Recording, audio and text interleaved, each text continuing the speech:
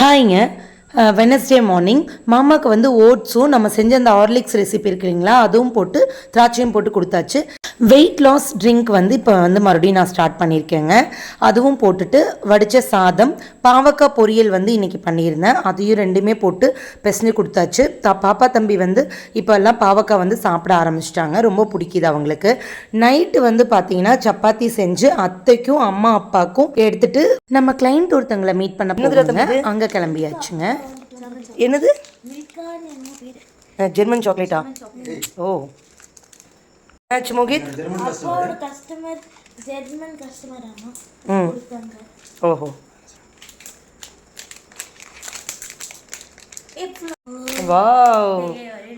தம்பி வரலைன்னு சொல்லிட்டாங்க. நானும் மாமா மட்டும்தான் கிளம்பணும்.